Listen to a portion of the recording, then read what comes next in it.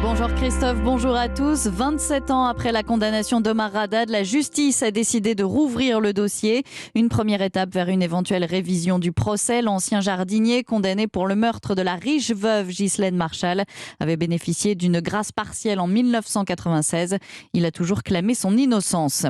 L'angoisse des quelques 50 000 voyageurs privés de train demain, supprimés à cause de la grève à la SNCF. Seul un TGV sur 2 circulera demain entre Paris, Lyon et la Côte d'Azur. Le trafic sera perturbé aussi ce week-end.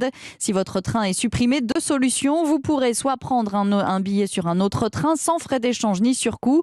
Autre possibilité, annuler le trajet et obtenir un remboursement à 200%. Autrement dit, le remboursement de votre billet plus un bon d'achat du même montant.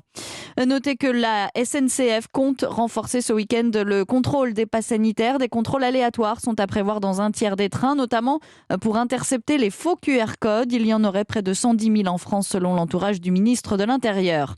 Le gouvernement qui annonce restreindre l'accès aux voyageurs en provenance du Royaume-Uni. Il faudra un motif impérieux pour voyager et un test négatif de moins de 24 heures sera demandé à l'arrivée en France avec un isolement à respecter.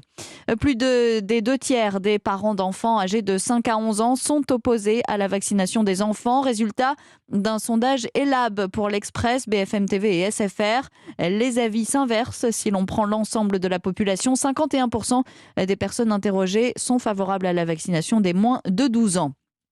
Un moulin à parole, égocentré, tiède et sans souffle, aucune proposition, pas beaucoup de vision. L'opposition a fustigé l'interview d'Emmanuel Macron, suivie par 4,2 millions de téléspectateurs sur TF1 et LCI. Le chef de l'État qui a défendu son bilan tout en se projetant dans l'avenir. On ne transforme pas un pays en 5 ans, a expliqué Emmanuel Macron sans toutefois officialiser sa candidature. La garde à vue de la nouvelle compagne de Cédric Jubilard a été prolongée ce matin. Elle est entendue depuis hier pour recel de cadavres. 1 an maintenant que Delphine Jubilard a disparu dans le Tarn. Les matchs de foot professionnels seront systématiquement et définitivement interrompus lorsqu'un joueur ou un arbitre sera blessé par un projectile lancé depuis les tribunes. C'est ce qui a été décidé à l'issue d'une réunion entre le gouvernement et les représentants du football français. Et un délai maximum de 30 minutes sera instauré pour décider du sort d'un match en cas d'incident.